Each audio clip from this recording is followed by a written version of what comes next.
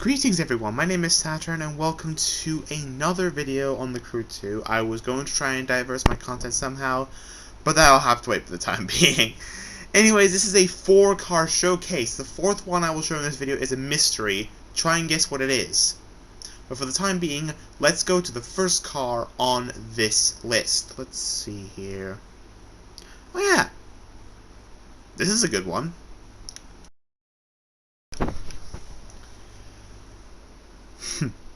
The first car is from the 7th Elite Bundle in the game, the Renault RS01 in Touring Car class. Now this car, I own this thing on Gran Turismo Sport, and it's one of the best Group 3 cars in terms of performance. It has very good handling, the acceleration's good, the straight line speed's good. It's a great all-round Group 3 car if you want to get into racing games. In the Crew 2, it's the same story. The handling is peerless, the acceleration is pretty damn sweet, and even against an ace difficulty nuclear fusion Lamborghini driven by Craig Scott Martin over here, which my friend Tank likes to call that Lamborghini, nuclear fusion Lamborghini, my Renault RS01 easily outruns it because it's fully upgraded and because the handling is peerless, and it also sounds pretty good. I would show you, but the recording is a bit scruffled up in terms of audio because for some reason my stupid ass microphone was doing staticky noises even though it was in its off position. So yeah, sorry I can't show you the sound. But one thing's for sure, this is a car that's worth your money, because this thing, when fully upgraded, is by far and away the best touring car for more technical tracks. The oval circuits, unless you have a very steady thumb on the controller, you're going to get some pretty good times on the oval track.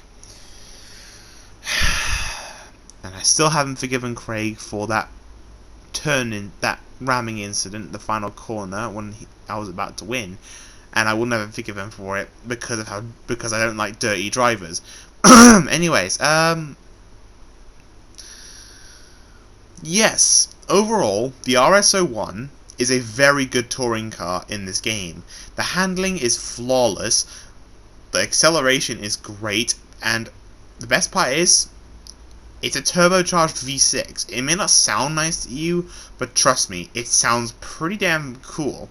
And also, if you're probably wondering why this thing has blue neon and blue nitrous, and a slightly different yellowish orange, I thought to myself that this car would look like something Tails would drive, and Tails is my favorite Sonic character, so I had to freaking compensate for that. So, that's the Renault RS01 for you. Definitely worth getting the Elite Bundle for. It's fast, it handles like a dream, and it sounds good too. Not to mention, it accelerates pretty good thanks to its turbo engine. Now, with that out of the way, what's the next car on the list? Okay, this one will be interesting. Things they can just roll in and walk away with it. You race for pinks? They're gonna be walking alright. Fun fact, this is a car I actually sat in a motoring festival I went to.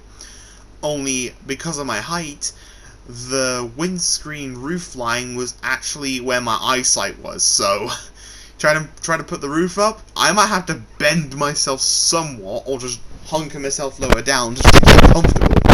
This is the BMW i8 Roadster. This car holds the record in the Crew 2 for having the least amount of cylinders in a 4-wheeled car, at 3. But it has a hybrid powertrain with an electric motor driving the front wheels, and of course your usual 3-cylinder petrol engine, turbocharged I'm assuming, driving the rear wheels.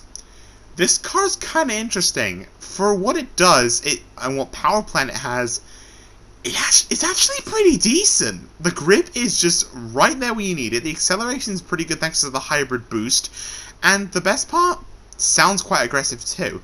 And because, well, I haven't fucked up the recording via audio problems, I'll let you listen to this car as I drive along. Listen.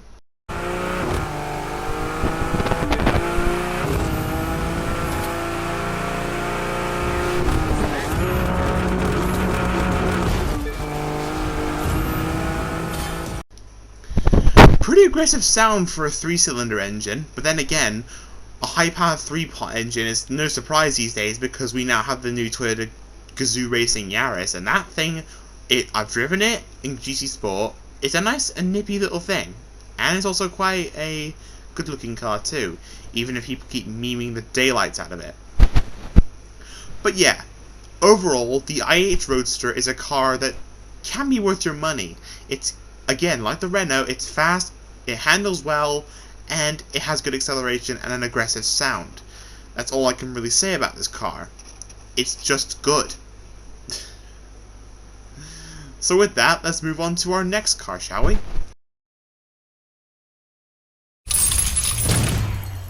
Now this car's a good one, and also in an unusual class. This is the Corvette C7 ZR1 convertible. And you want to guess what class it's in? Well, it's obvious because of the cars it's racing against. It's in hypercar class, and you might be wondering, seriously? Hypercar? It doesn't really fit in that class, doesn't it? Well, you could be right, but then again, what's wrong with cruising at over 270 miles an hour with the roof down? As long as you're under 6 feet tall or something, I think your hair will not get torn off by the wind coming straight over the windscreen. And if a blue bottle flies over the top of the windscreen at that speed and hits you in the middle of your forehead, it'll turn into a bloody pancake. And your head will be... it might hurt, but I think your head will be fine, because I think they're very kind of small in comparison. Anyways, this thing has a very aggressive sound, as with all Corvettes do. And as you can see from the footage here, it has surprisingly tight handling for a hypercar. Compared to the Lavator Noir, it's kind of it's quite a direct and tight experience. The Bugatti Lavator Noir, which I drive to death on this game now because it's one of my favourite hypercars to drive, it has a slightly floaty, but it still has a decently direct handling style, considering that I tuned it a little bit. I tuned this car sort of the same way, and it feels just as good. Not to mention the way it just powers through like nighttime races or something. It's just impressive. Do I recommend it? Well, I guess you can say I can, because this thing does possess pretty good statistics. Although it's not one of the best hypercars in the game, it is certainly up there with some of the more mid-types, or at least the top of the midfield range.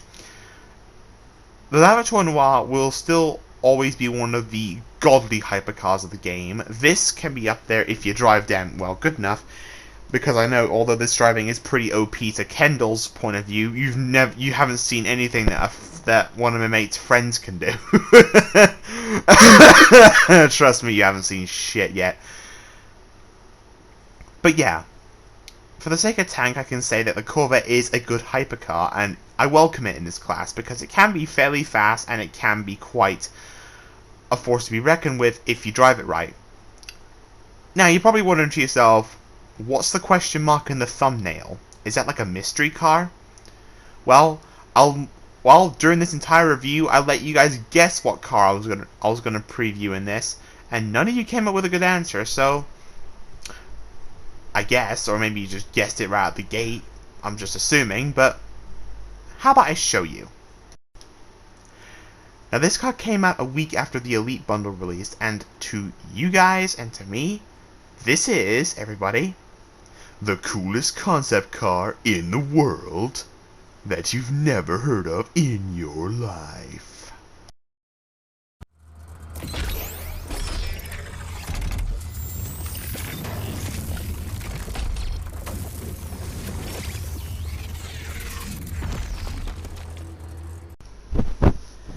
It's a fucking Cadillac!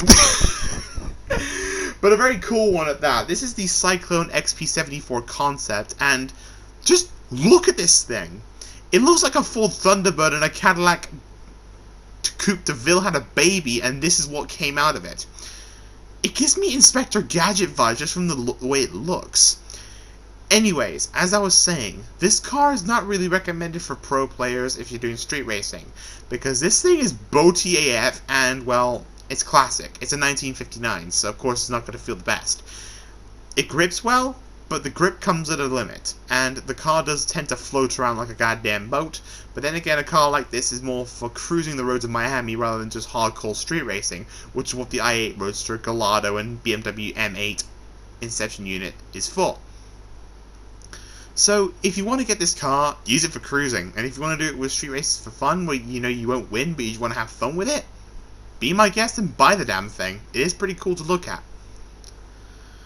So overall, the Cyclone, boaty but fast, grippy but floaty, overall a decent street race car. Not the best, but I can say with pure confidence that this thing is worth your time and money, because this thing is just amazing to look at, full stop. For the late 50s, it was a pretty innovative design.